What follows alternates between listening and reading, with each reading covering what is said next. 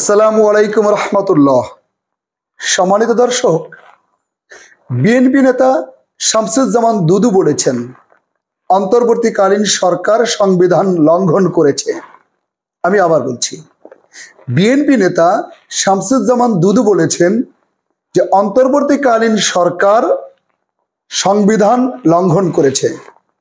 এখন এই বক্তব্য শামসুজ্জামান দুদু যে বললেন, আদৌ কি অন্তর্বর্তীকালীন সরকার সংবিধান লঙ্ঘন করেছে নাকি সংবিধান লঙ্ঘন করেনি, বাস্তবতা কোনটা, এটা একটু জানা দরকার।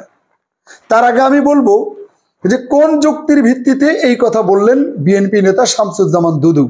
তিনি বলেছেন যে একটি সরকার চলে যাওয়ার পর 90 দিনের মধ্যে নির্বাচন দিতে হয়, এটা তত্ত্বাবধায়ক সরকারের নিয়ম।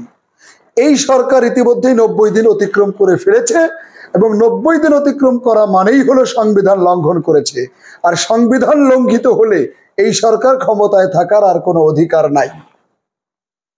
এবার আসুন তাহলে বাস্তবতা বুঝি। শামসুজ্জামান দুদুকে আমি বলবো যে আপনি বাংলাদেশের সংসদ বা সংবিধানটা একটু ভালো করে পড়ে দেখুন তো।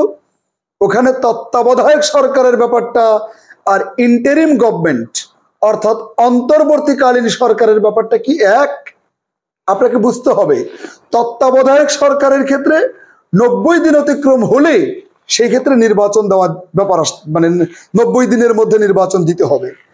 কিন্তু এটা তো তত্ত্বাবধায়ক সরকার নয়। কেন ভুলে যাচ্ছেন? এটা একটা ইন্টারিম গভর্নমেন্ট, অন্তর্বর্তীকালীন সরকার। অন্তর্বর্তীকালীন সরকারের ক্ষেত্রে 90 দিনের বিধান তো বাংলাদেশের সংবিধানে নেই। তাহলে অযথা কেন এই কথাটা বলছেন? এটা একটা ব্যাপার। আরেকটা ব্যাপার হলো, স্বৈরাচারী হাসিনা বাংলাদেশের এই সংবিধান থেকে আইন করে তত্ত্বাবধায়ক সরকারের ব্যাপারটা বাদ দিয়ে দিয়েছে। যেহেতু তত্ত্বাবধায়ক সরকারের অপশনটাই নাই, সেহেতু সেই অপশনটা কেন আনা হবে? কেন এই কথা বলবেন? তারপরেও যদি বলেন তাহলে বলবো ডক্টর ইউনূসের সরকার তত্ত্বাবধায়ক সরকার নয়, এরা অন্তর্বর্তীকালীন সরকার, এরা ইন্টারিম গভর্নমেন্ট। আর ইন্টারিম গভর্নমেন্টের ক্ষেত্রে 90 দিনের কোনো বিধান নেই। অতএব সংবিধান লঙ্ঘনের তো প্রশ্নই আসে না। এবার আরেকটি কথা বলি, একটি দেশে যখন বিপ্লব হয়, গণ অভ্যুত্থান হয়, বিপ্লবের পরে আগের যে সংবিধান অটোমেটিক্যালি সেই সংবিধান বিলুপ্ত হয়ে যায়, এটা বাস্তবতা। আর তাই যদি হয় তাহলে 72-এর সংবিধান বিপ্লবের মধ্য দিয়ে বাতিল হয়েছে বলে হৃদয়ে বিশ্বাস করি, বিশ্বাস করা উচিত, এটা বাস্তবতা। আর সংবিধানটাই যদি বিলুপ্ত হয়ে যায় সেই ক্ষেত্রে অন্তর্বর্তীকালীন সরকার, তার তো 90 দিনে নির্বাচন দেওয়ার কথা নয়।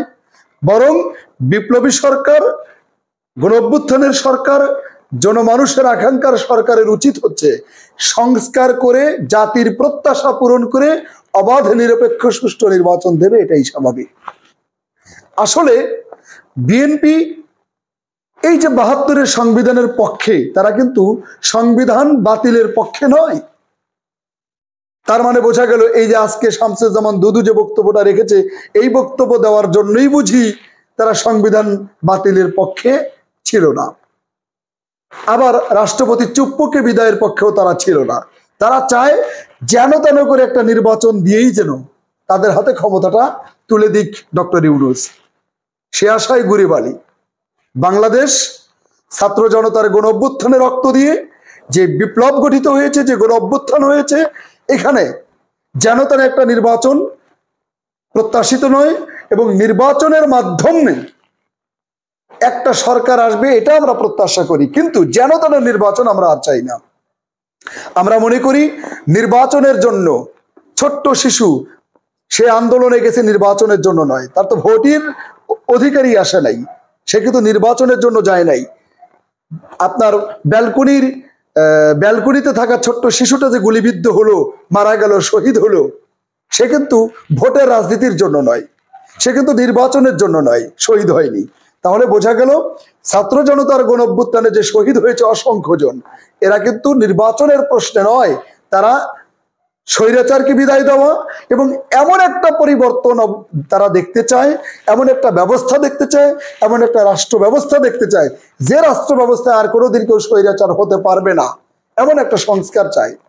আমি মনে করি যে এই সংবিধানের দোহাই দিয়ে বিএনপি বা শামসুজ্জামান দুদুর মতো নেতারা আর কোনো কিছু বলে অন্তর্বর্তীকালীন সরকারকে প্রশ্নবিদ্ধ করুক, এটা জাতি প্রত্যাশা করে না। পরিষ্কার বক্তব্য, নির্বাচন পরে, আগে সংস্কার। যে কারণে মানুষ রক্ত দিল, যে কারণে জীবন দিল, যে কারণে মানুষ ঘুরে দাঁড়িয়েছে, সেই স্বৈরাচার ব্যবস্থা যেন দেশে আর কোনোদিন ফিরে না আসে, এ কারণে এমন একটি সংস্কার হওয়া উচিত, এমন একটি পরিবর্তন আসা উচিত, এমন একটা সংবিধান হওয়া উচিত, এমন একটা রাষ্ট্র ব্যবস্থা হওয়া উচিত, যাতে আর কোনোদিন স্বৈরাচার জন্ম না নেয়। বারবার জীবন দিয়ে স্বৈরাচার তাড়ানোর চাইতে স্বৈরাচার যাতে হতেই না পারে সেই ব্যবস্থাটাই জাতি চায়। বিধায় সংবিধানের দোহাই দিয়ে আর কোনো লাভ নাই। আমরা চাই ডক্টর ইউনূস আপনি সংস্কার করুন, প্রত্যাশিত সংস্কার করুন, দৃশ্যমান সংস্কার করুন। আইন বিভাগ, বিচার বিভাগ, তারপরে নির্বাচন কমিশন থেকে শুরু করে জাতির ভাগ্যের পরিবর্তনের জন্য যা যা সংস্কার করার করুন। তারপর অবাধ নিরপেক্ষ নির্বাচন দিন, ভোটে যারা আসবে তাদেরকে আমরা মেনে নেব। আসসালামু আলাইকুম ওয়া রাহমাতুল্লাহ।